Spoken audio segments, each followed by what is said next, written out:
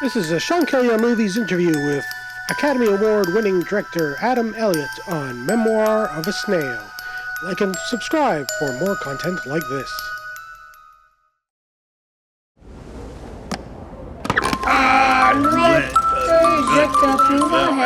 Dad used to say that childhood was like being drunk. Everyone remembers what you did, except you. Good one, Dad. My twin brother, Gilbert, we had two souls but one heart. Look, Gracie.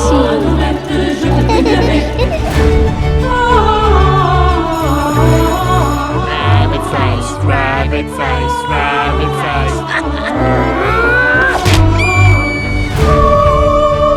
Why are you dressed like an ant? No, I'm a snail. Oh, funny. I believed in glasses half full and silver linings. Life was fleeting, but so precious. Bravo! Aww, now she's got a boyfriend.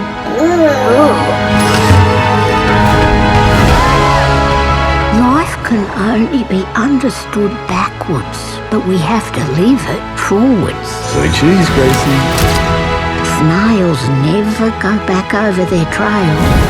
As soon as I'm old enough and got money, I'm coming to get you. Childhood was life's best season. It never lasts, but everyone deserves one.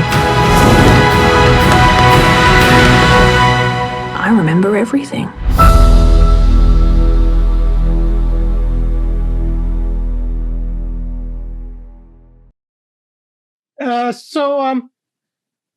Maybe you could begin by talking about like the length it takes to animate one of your films, because Memoir of a Snail is coming like 15 years after Mary and Max. Yes, well, Sean, I always apologise up front for it.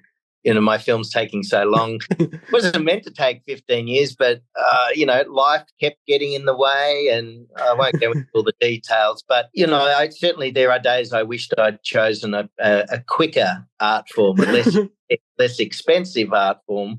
But as my mum said, good things take time, and I've probably only got a few films left, so I've got to really hurry along, don't I? Yeah, could you talk a bit about your plan for a trilogy of trilogies?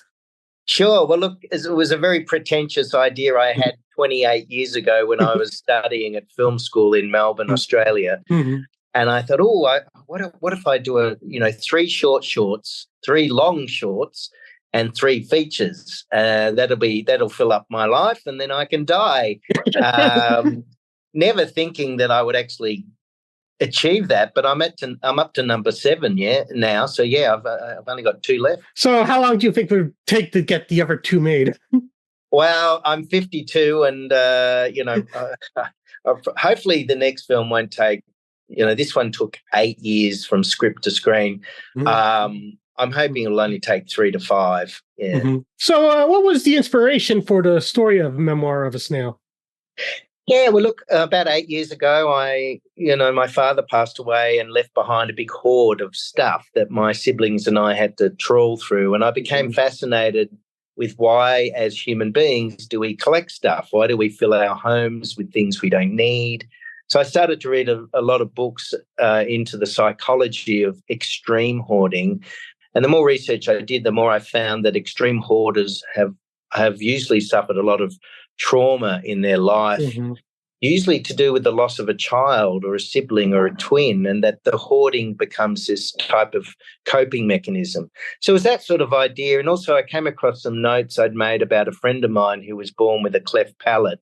I was going to make a short film about her life. And she'd had a lot of suffering as a child, a lot of operations on her mouth, had been bullied and teased a lot as a child. And so I found that interesting. So there's sort of 2 ideas sort of merged together, and over 3 years I wrote 16 drafts of the script, and this is what I came up with. I noticed your films have pattern of like neurodiverse protagonists of Max having Asperger's and Grace suffering from angst and anxiety. So is this a conscious decision on your part? Well, conscious and unconscious, because, I just write about the people around me, and a lot of them just happen to be, people on the spectrum, or people who are neurodivergent, or people who've got, Alzheimer's or Tourette's. I think everybody has something about themselves they at times wish they didn't have. And I think we all are imperfect, if you want to look at it that way. I certainly don't ever use the word disability, or I don't see my characters as having disabilities. It's more about the exploration of this stupid desire we all have to be perfect, and that we should really learn to embrace our imperfections as well as other people's.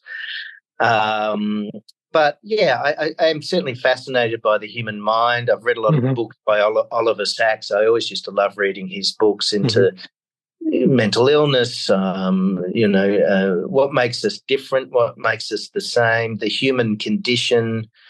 I've always had the fascination with the human mind, but I've also had a fascination with death. I love it. I love peculiar deaths, funny deaths.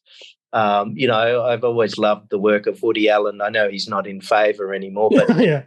I've always loved his obsession with death, and I think I have an obsession with death too. Well, that kind of brings me to my next question, is that your films are a good example of animation not being purely a children's medium. So what type of audience are you aiming for with Memoir of a Snail?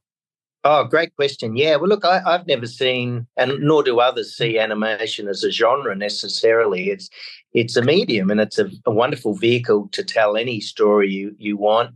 And my films are certainly not for little kids. They're for teenagers and up. And, I have very challenging subject matter at times in my films.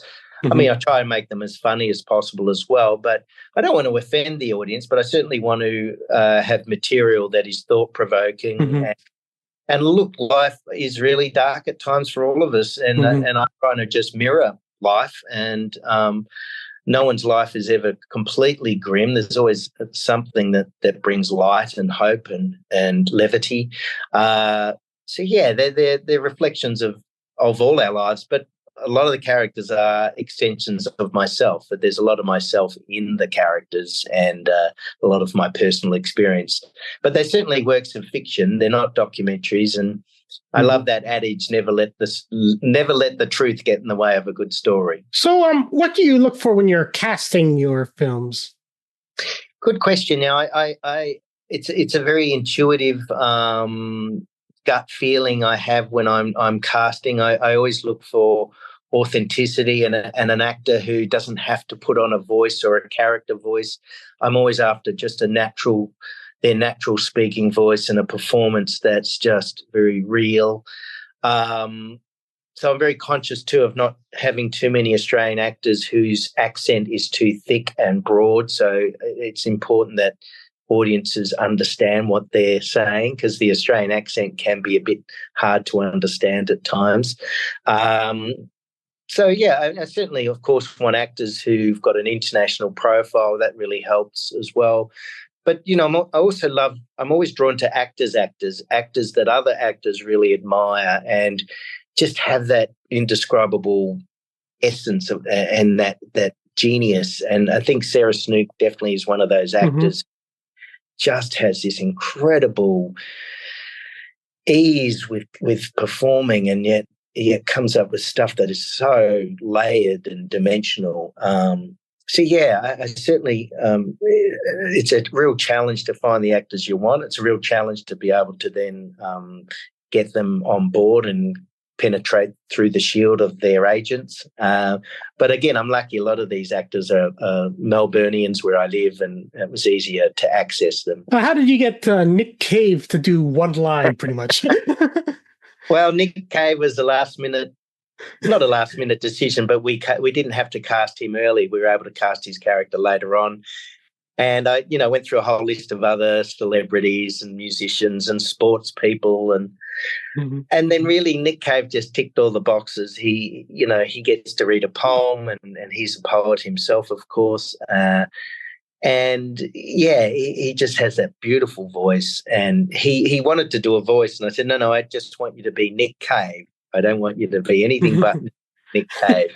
Yeah, we were so thrilled and delighted that he came on board. Okay, well, kind of like going to now ask you a question about like a part-time Torontonian, Guillermo del Toro, who's a huge supporter of stop motion animation, and I was wondering if you were inspired when he won the Oscar a couple years ago for his Pinocchio film, and do you have any hopes that Memoir of a Snail will bring you back to the Oscars 20 years after winning for Harvie Krumpet? Well, your guess is as good as mine. Guillermo, of course, has really done wonderful things for the stop motion community. He's really brought the art form into the forefront, as well as Wes Anderson and Henry Selick and Travis Knight at Leica. So I think stop motion is going through a great renaissance at the moment, and I think particularly too with the advent of AI, and there's so much CGI animation out there, and I think audiences are really enjoying stop motion films at the moment because they know that what they're looking at is real and made by human beings, and I think the art form is really appreciated at the moment. Who knows what the future holds? I mean, AI could destroy us all. I hope not. I think, again, things that are handmade will always be appreciated, and I think, AI will find its place, but I think so will things that are handcrafted. Okay, well, that's my time, so thanks. Thank you. Such great questions too. Thanks very much, Sean. They're great.